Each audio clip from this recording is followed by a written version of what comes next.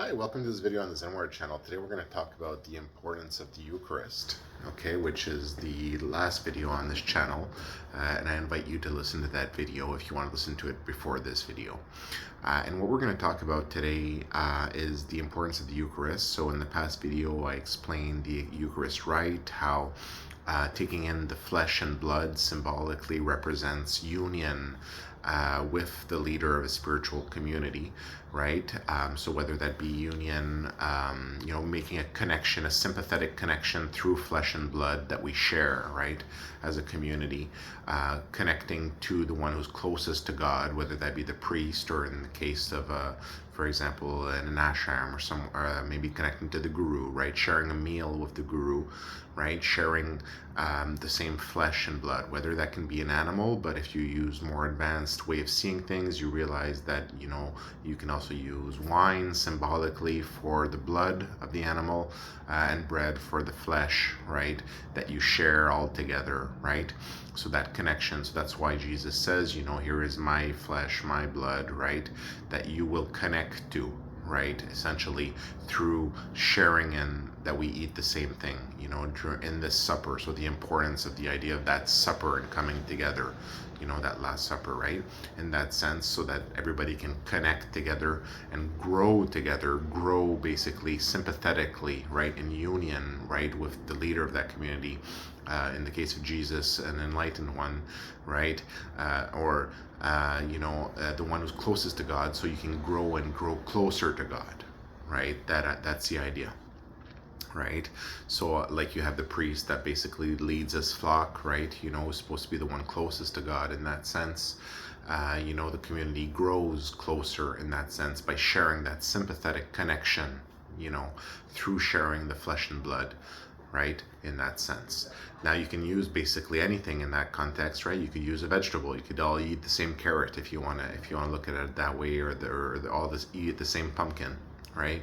Because you see that, the stuff that makes everything is what you're sharing. Essentially, you're sharing that connection, and you realize that everything is truly connected. So what I want to talk about in this video is the connection between the tradition, the ritual of the Eucharist, the rite of the Eucharist, and the concept and the rite and ritual of Prasad, right, in many cultures as well, including Hinduism. So Prasad, offering food, okay, to the deity, right? And then basically once the deity has taken what they want from it, right, taking the rest and for yourself, right? Taking it back and consuming it, right? So after going to a temple, taking prasad, something that's been offered to God, and taking it back. So the idea is that God takes from that offering, right? Shares in it, right? And basically you also take in it as well. So it's that same concept that we're seeing here also represented, right?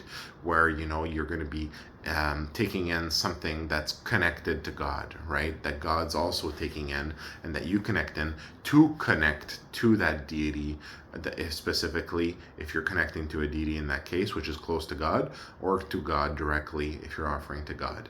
So you see that connection once again, at that concept, there you go, that you see again, really creating that connection with the divine, which is what yoga is as well, union with the divine, not trying to replace God, but trying to connect to God, basically have union with the divine, and then advancing to levels where you realize that's union with the system, right? Also is possible, right? Union with the computer in which we exist, right? And then basically towards that final goal of reaching the center of the Kala Chakra, right?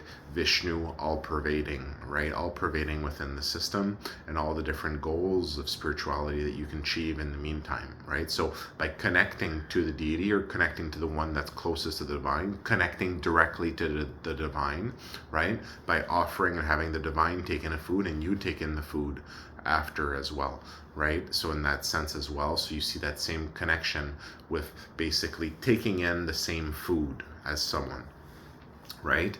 So offering that food in that sense to the one you want to connect to, and then from that point after that, taking in that food to connect to that being as you share in that food as well. So that's the concept, in a way of seeing, one of the ways of seeing Prasad, right, in that sense, and the connection between Prasad and that rite of the Eucharist, right, in different traditions. And I've said on different times in this channel, as you can see, the truths and creations of God is everywhere. The truth of God, right, in all cultures, traditions, religions, faiths, cultures, so at that point, it's like the facets of the truth of the jewel of God are everywhere, right?